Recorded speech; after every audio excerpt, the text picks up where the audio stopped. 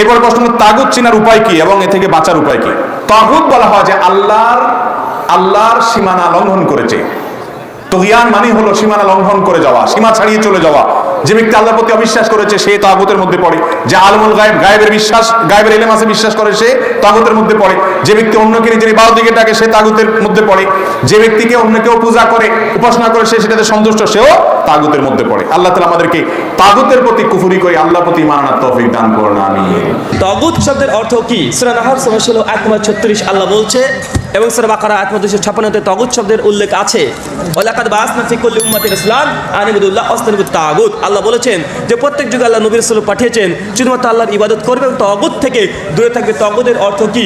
তাগুত মানে আল্লাহ স্রষ্টা বাদ দিয়ে যত উপাস্য মাবুদ আছে এটা তাগুতের একটা অংশ।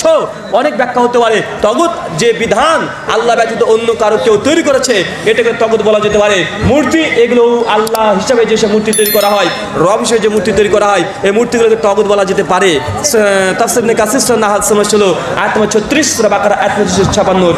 এই যে তাগুত আজকালকার এক শ্রেণীর ইসলামপন্থী যারা ইসলামিক দল বলে পরিচিত, তারা মুসলিম শাসকদেরকে কি বলছে? তাগুত কথাটি কাফেরের চেয়ে বড়। এটা অনেকে জানেন না। একটা লোককে কাফের বললে সাধারণ কাফের হইতে পারে, কথা বোঝা গেছে, কিন্তু তাগুত মানে জানেন? সীমালঙ্ঘনকারী কাফের। তাগুত হচ্ছে ইবলিস, শয়তান। তাগুত হচ্ছে ফিরাউন। ইন্নাহু তাগা। ফিরাউন কি করেছে? তাগুত হয়ে গেছে। আল্লাহ কোরআনে বলছেন তো ফিরাউন তাগুত, কিন্তু ফিরাউনের একটা দেশের সাধারণ নাগরিক, তাকে কোরআনে তাগুত বলা হয়নি।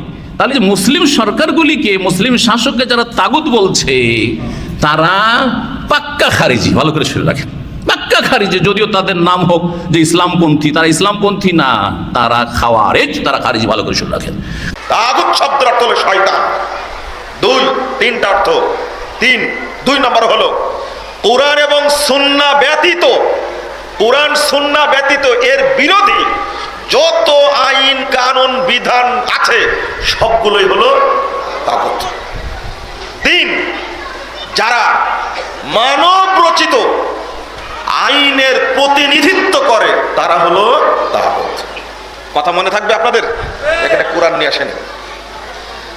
যারা, আবার কথাটা শুনেন, যারা মানব রচিত থিওরি, মতবাদ, দর্শনের প্রতিনিধিত্ব করে তাদেরকেও কি বলা হয়? তাগুত বলা হয়।